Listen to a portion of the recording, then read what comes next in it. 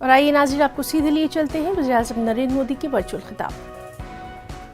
साथियों, जब संकल्प के साथ साधना जुड़ जाती है,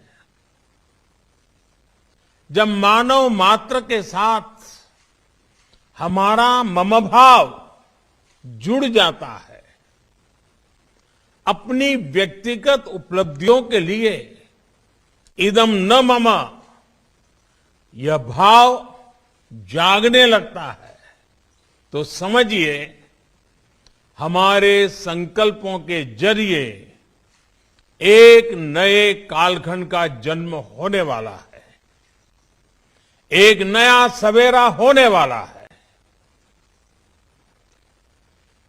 सेवा और त्याग का यही अनुभव आज अमृत महोत्सव में नए भारत के लिए उमड़ रहा है।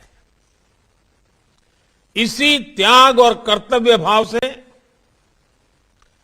करोड़ों देशवासी आज स्वर्णिम भारत की नींव रख रहे हैं। हमारे और राष्ट्र के सपने अलग अलग नहीं है।